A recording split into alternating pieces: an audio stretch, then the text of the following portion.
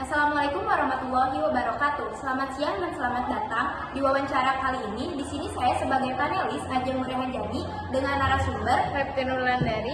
Hadirnya kami di sini akan berbincang mengenai topik Amir Saripudin dan persetujuan revil secara mendalam. Baik, langsung saja ke materi yang akan diargumentasikan. Yang pertama, oke, di sini saya ingin mengetahui dan mempertanyakan apa sih itu persetujuan revil? Persetujuan revil adalah sebuah perjanjian yang ditandatangani pada 17 Januari 1948 di atas kapal Amerika Serikat bernama USS Renville di perairan Jakarta.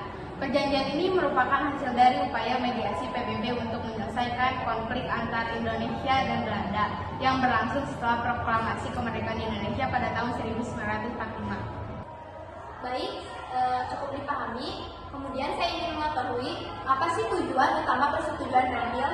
Tujuan utama persetujuan revil adalah untuk meredakan konflik antara Indonesia dan Belanda, serta mengatur situasi politik dan militer di wilayah-wilayah yang disengketakan.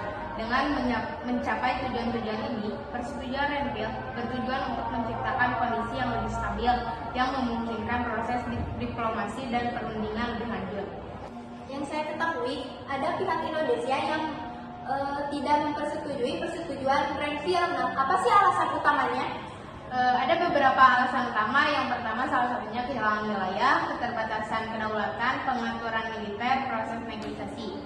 Penolakan terhadap persetujuan revil ini mencerminkan ketidakpuasan yang lebih luas mengenai bagaimana perjanjian ini mempengaruhi posisi Indonesia dalam perjuangan kemerdekaannya.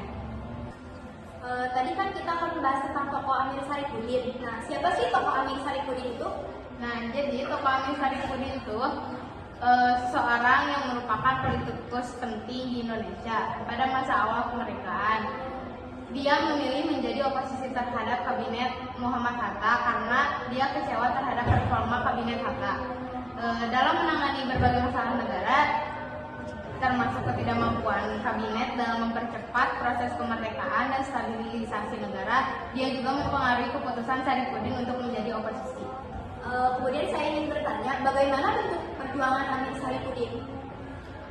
Dia terlibat dalam berbagai bentuk perjuangan politik dan sosial dalam sejarah Indonesia, khususnya pada masa awal kemerdekaan. Melalui berbagai bentuk perjuangan, dia juga berusaha untuk mempengaruhi arah dan kebijakan pemerintah serta memperjuangkan prinsip-prinsip politik dan sosial yang dia anggap penting untuk perkembangan negara Indonesia ini. Apa sih penyebab jatuhnya kabinet Amir Saripudin itu?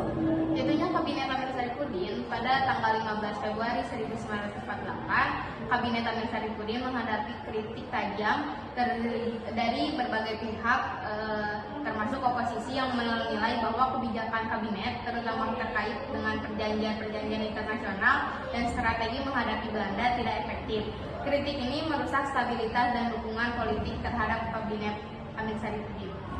Saya membaca dari sumber Amir Saripudin itu bergabung kepada Partai Komunis. Boleh dijelaskan apa penyebab beliau bergabung ke Partai Komunis?